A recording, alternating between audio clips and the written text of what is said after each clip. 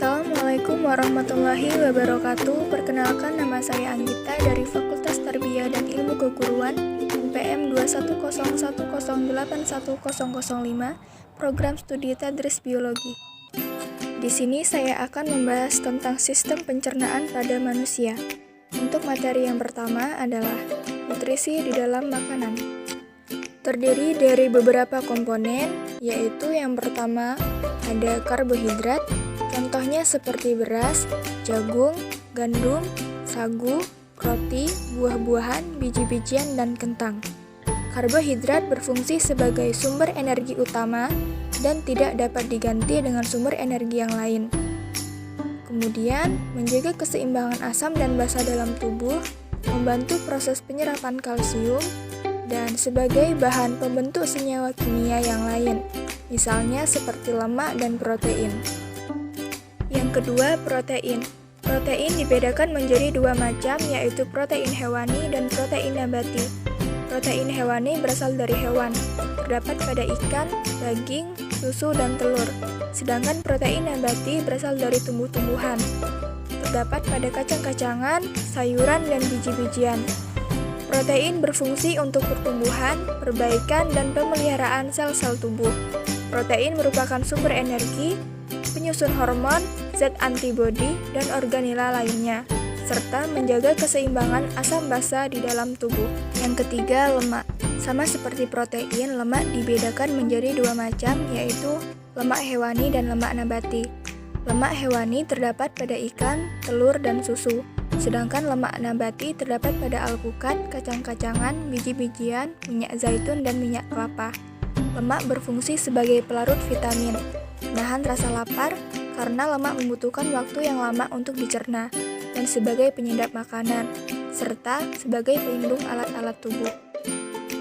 Yang keempat, ada vitamin. Vitamin berfungsi sebagai pengatur proses-proses kimia di dalam tubuh. Komponen yang terakhir adalah mineral.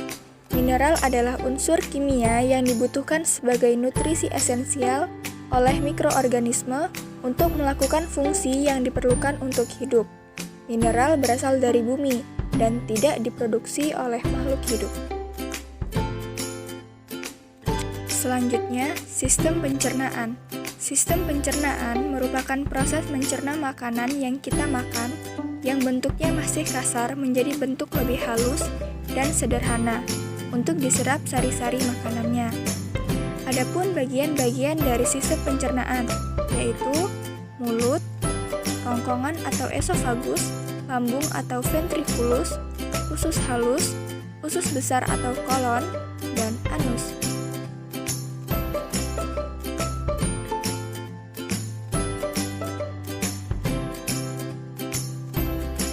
Mulut.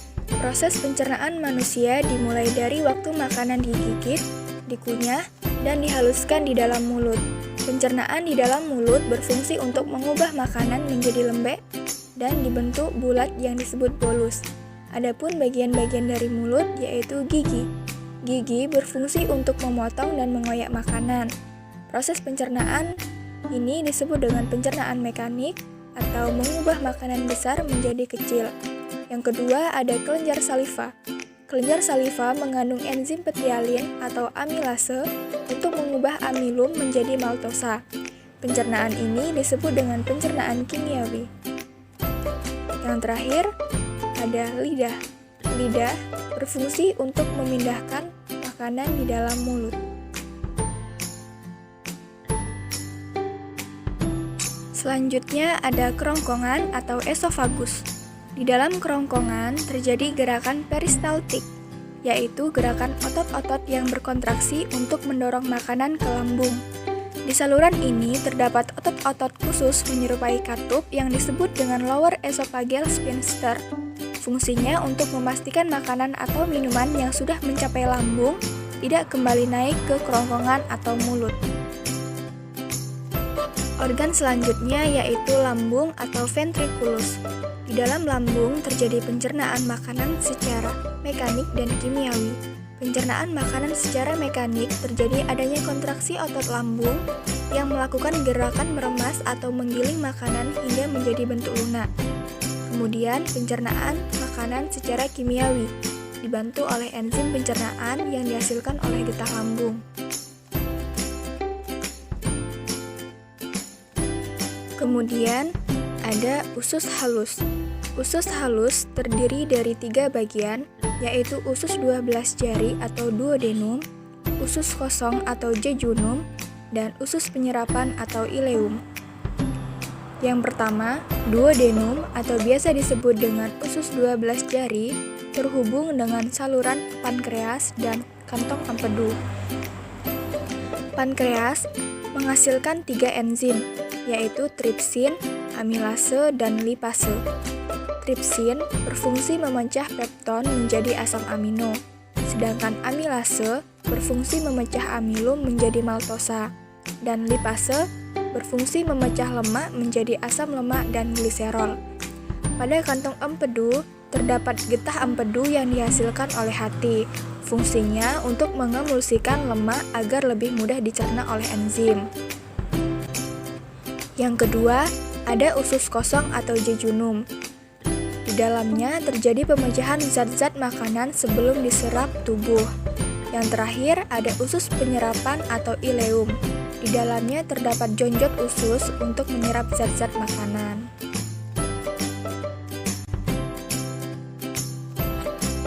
Organ selanjutnya yaitu usus besar atau bisa disebut dengan kolon. Pada usus besar, sisa ampas makanan diserap kandungan air dan garam mineralnya.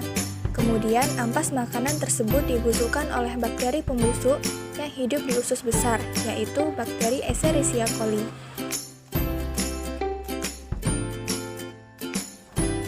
Anus.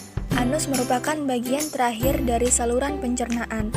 Tempat ini adalah tujuan akhir dari proses pencernaan makanan pada manusia. Dan bagian ini terdiri dari otot dasar panggul dan 2 sfinkter anal, yaitu otot internal dan otot eksternal.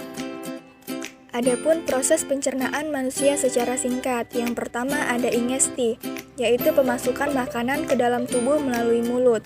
Kemudian mastikasi, proses mengunyah makanan oleh gigi, deglutisi, proses menelan makanan di kerongkongan, dan digesti, pengubahan makanan menjadi molekul yang lebih sederhana dengan bantuan enzim yang terdapat di lambung. Lalu ada absorpsi, yaitu proses penyerapan terjadi di usus halus, dan yang terakhir ada defekasi, pengeluaran sisa makanan yang sudah tidak berguna untuk tubuh melalui anus.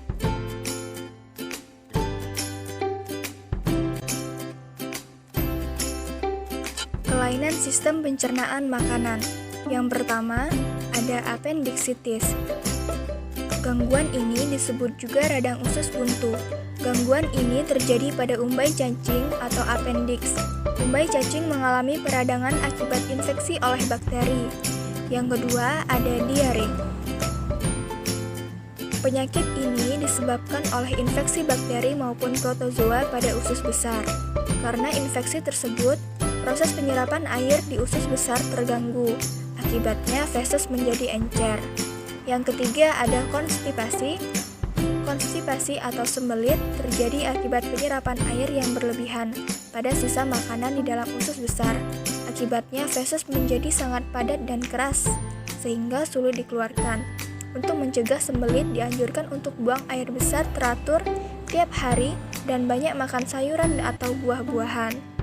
Yang terakhir ada MAH. MAH terjadi karena produksi asam lambung berlebih. Gejalanya yaitu terasa mual dan perih pada lambung. Untuk menghindari gangguan tersebut, dapat dilakukan dengan pola makan yang teratur dan tepat waktu. Sekian pembahasan dari saya, kurang lebihnya saya mohon maaf. Saya akhiri, wassalamualaikum warahmatullahi wabarakatuh.